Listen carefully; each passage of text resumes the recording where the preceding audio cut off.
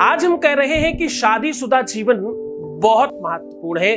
शायद जीवन का एक ऐसा आयाम है, एक ऐसा पड़ाव है जहां पर जाकर के व्यक्ति को सुकून मिलना चाहिए। बचपन से बड़े सारे काम होते हैं और सबकॉन्शियस माइंड में एक कॉन्सेप्ट होता है कि विवाह होगा, वो लड़की हो या लड़का हो। लड़कों को भी बचपन से कहा जाता है अच्छा पढ़ लिख लो, बढ़िया विवाह होगा वरना मुश्किल हो जाएगी विवाह करना। लड़कियों को भी हर बात में टोका जाता है, लड़कों को भी हर बात में टोका जाता है। यानी ऐसा लगता है कि मानो जीवन का एजेंडा विवाह करना है। अच्छा, कहीं का तक सत्य भी तो है ये। इस पूरे की पूरे जीवन का वास्तविक मूल्यांकन क्या है? पढ़ाई करना, अच्छा बनना, किसके लिए?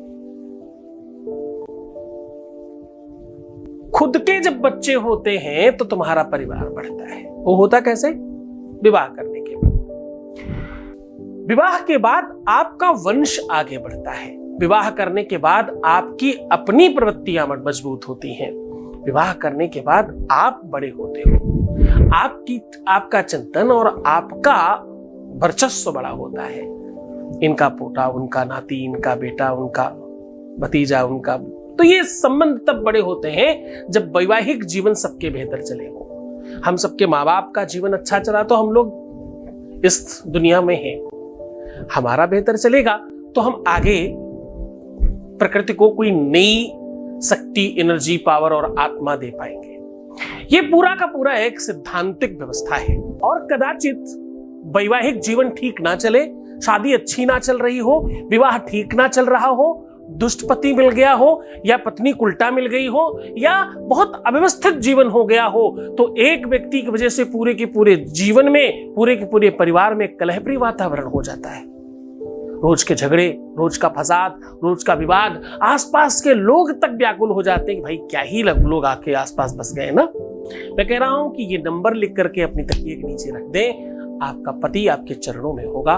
मैं कह रहा हूं कि पति को अपने वश में करना हुआ बहुत आसान। कैसे और किस प्रकार किया जा सकता है उसको बहुत ध्यान से समझने की कोशिश करें।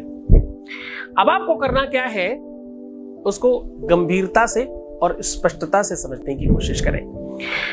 आपको महावर लेनी है। महावर समझते होंगे आप बहुत अच्छी तरीके से, जो पैरों में लगाते हैं, स्त्रियां पैरों में रंग लगाती हैं, उसको महावर भी कहते हैं।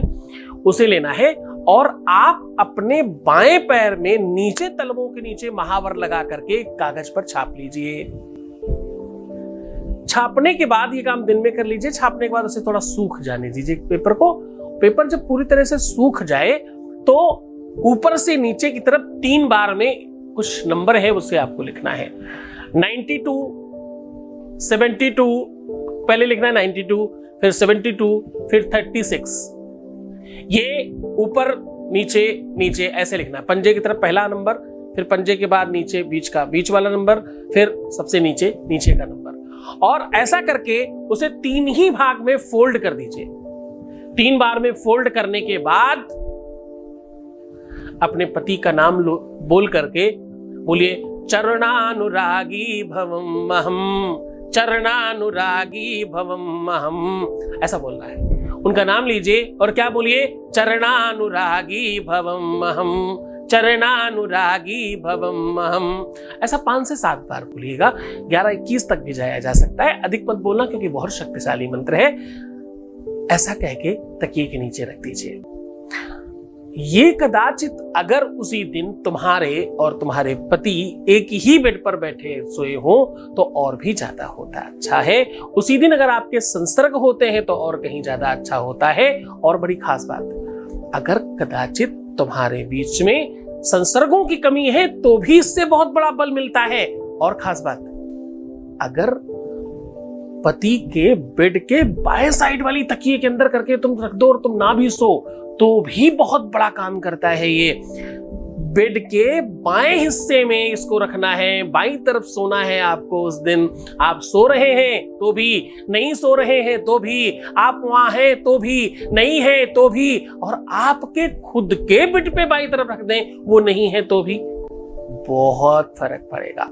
ओवरनाइट एक प्राकृतिक व्यवस्थाएं मजबूत होने लग जाएंगी। प्रकृति को आदेश देना शुरू कर दो, तुम सावित्री से कम नहीं हो, तुम्हारे अंदर वो शक्ति, वो पावर, वो क्षमता है कि तुम उसे अपने चरणों में रख सको। तुम माँ हो, तुम जननी हो, तुम विश्व में जितने भी लोग घूम रहे हैं, तुम्हें उत्पन्न करने की क्षमता है। परमात्मा ने तुम्हें भगवान बना करके भेजा है और तुम सामान्य बनकर रह रहे हो। हाँ, शहंशाहों को सिखाया है कलंदर होना। आप आसान समझते हैं स्त्री होना? क्या शहंशाहों को सिखाया है कलंदर होना? आप आसान समझते हैं स्त्री होना? स्त्री अपने अंदर से, अपने शरीर से एक और स्त्री और एक और पुरुष या असंख्य स्त्री पुरुषों को जन्म देने की क्षमता रखती है, यानी निर्माण करने की क्षमता रखती है। स्त्री के अंदर ब्रह्मा विष्णु महेश तीनों ही विद्यमान हैं। ब्रह्मा रचना करते हैं, विष्णु पालन करते हैं और शिव संहार करते हैं। स्त्री तीनों ही काम कर रही है। स्त्री ही भगवान है अगर ये कहा जाए तो अतिशयोक्ति बात नहीं होगी। तो मानो तो सही, इस मान्यता को अपने अंदर आने दो और फिर देखो ये उपाय कितना काम करता है। आशीर्वाद पूरे मन से, पूरी श्रद्धा से, पूरे विश्वास के साथ करना। बहुत ढंग से करने से ये उपाय बहुत कारगर होता है। ओम नमः शिवाय।